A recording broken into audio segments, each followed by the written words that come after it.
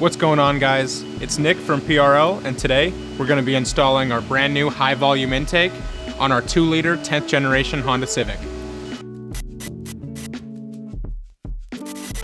When you open up your box, your kit should include your air box, your silicone tube, your MAF housing, and your filter. It'll also include the hardware bag.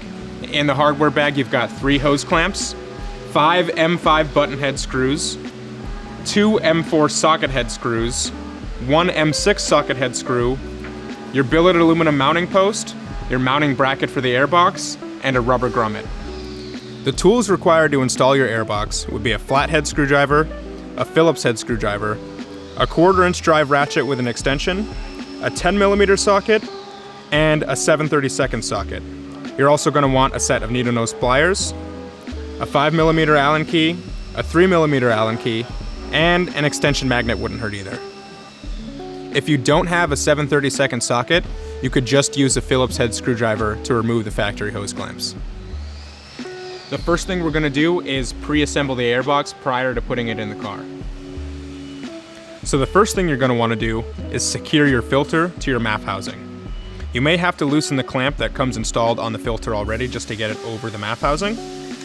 But once you get it on there, you can go ahead and tighten it down using your flathead.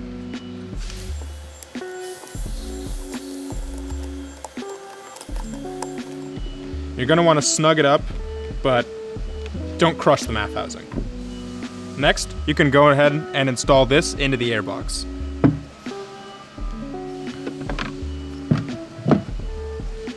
And for this, you're going to use your M5 button heads.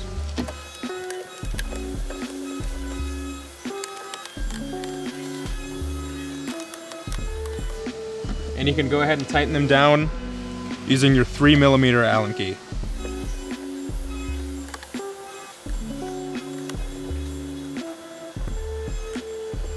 Next, you're going to want to go ahead and install the mounting bracket onto the airbox. This uses the same button head cap screws that you installed the MAF housing with.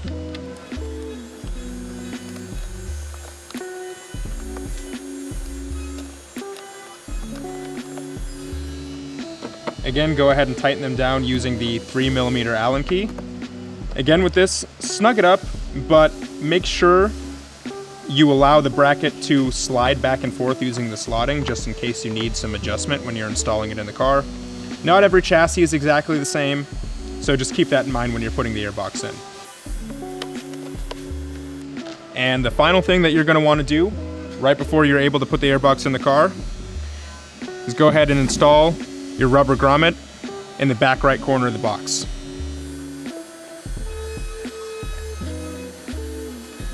Your fully assembled airbox is ready to go ahead and put in your car. So now we've got our high volume airbox assembled. We're ready to come over to the car and disassemble and remove the factory unit. So the first thing that you're going to want to do is go ahead and remove the negative terminal off of the battery. For this, it's just one 10mm nut. We're going to be unplugging sensors during this install, so it's better to just be safe and remove the terminal. That's it. Just make sure you're not contacting any metal wherever you put it, and you can place your nut back on the post so you don't lose it. Next thing you're going to want to do is remove this factory shroud, and for this you can just use your flathead. Just go ahead and remove all the clips in the area.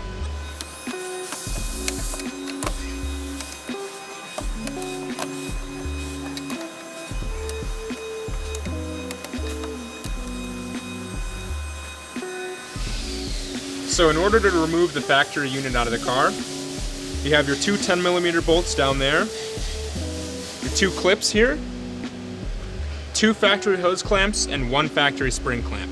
Then the whole box is just going to be able to lift right out of the car. So we can go ahead and start by removing the plastic rivets. Make sure you're very careful with these because they love to snap. Then you can go ahead and remove the 10mm bolts from the side of the box.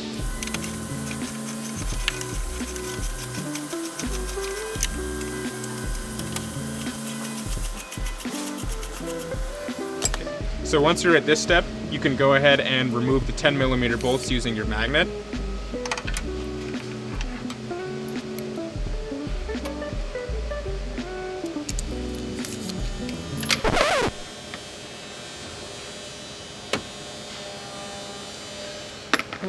Where'd it go? Oh, there it is.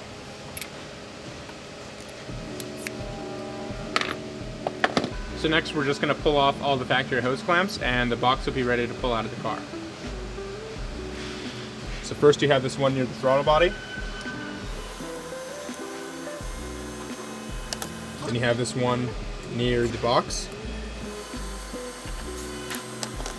Then you can go ahead and move your spring clamp. Right down here there is a rubber grommet holding the box to the core support. So just make sure you get under there and you kind of pull it up. There's your factory air box. Then you can go ahead and remove the hose out of the silicone and pull your inlet hose out of the car as well. So next we're going to go ahead and install the silicone inlet tube for the high volume air box. So make sure you install the rear two hose clamps prior to putting the hose in the car. Just make installation a little bit easier. So go ahead and fix it to the throttle body. Make sure you're pressed all the way down to the receiving groove. Once you're there, you can go ahead and twist it, get it in the right spot so you can get the breather hose in. Leave all the hose clamps loose until you have everything finally installed and in the right spot. Then you can go ahead and snug up all the hose clamps. So in order to properly get the airbox in the car, there is a couple things that we're going to have to transplant over from the factory box. So first, this rubber grommet here, we're going to need to move over. This rubber grommet here, and of course, MAP sensor. Can't forget that. So we can just start by pulling out this grommet, and that can go right into the bottom of our airbox.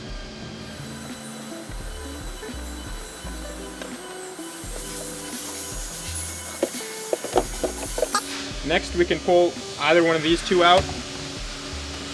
Just make sure you remove this collar first.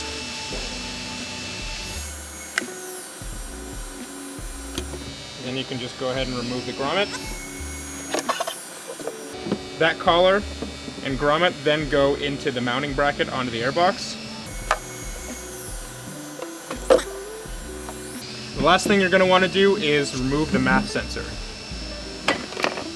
For that, you're just going to need your Phillips head. Make sure you're very careful not to strip these bolts out.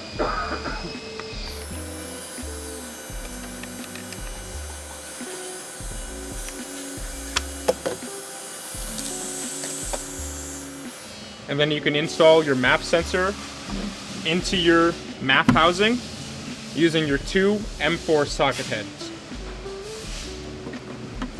Make sure you note the direction of airflow on the MAP sensor there.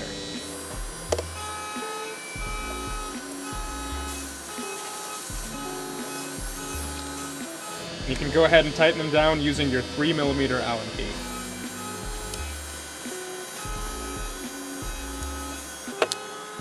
So before we're ready to drop the airbox into the car, we need to make sure to install our post mount into the chassis of the car using the M6 socket head cap screw and your 5mm Allen key.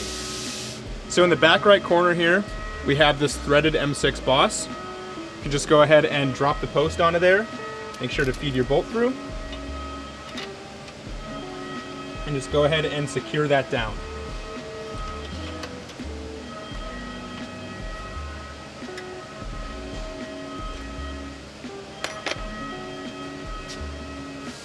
So now that the box is ready to go into the car, we can go ahead and put this hose clamp onto the silicone for later. And we can start lowering the box into the car. The easiest way that I've found to put it all together is to first secure the silicone to the MAP housing. Then you can go ahead and get the rubber grommets lined up on the two posts. Once you feel them lined up, just go ahead and push down on the box.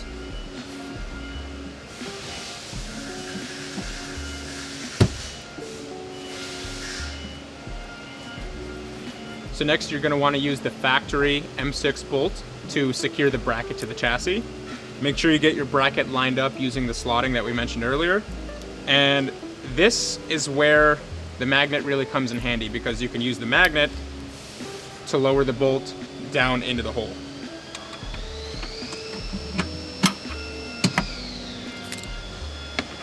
Then you can go ahead and tighten it using your ratchet.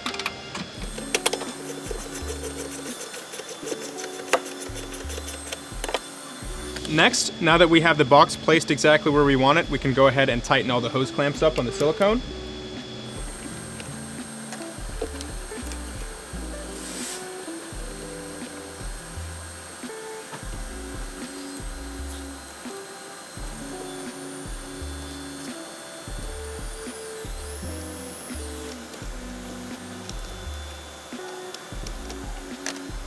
Next, we can go ahead and plug the MAF sensor in. Then all we have to do is reinstall the factory shroud and connect the terminal to the battery, and we're done.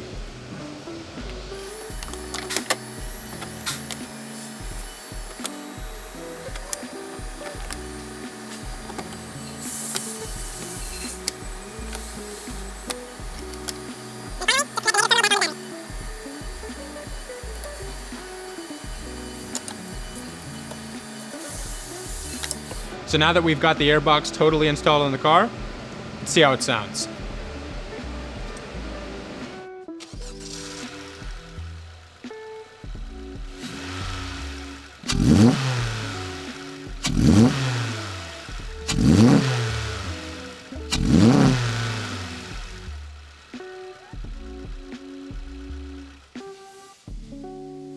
You guys have been asking for 2-liter parts for a while now.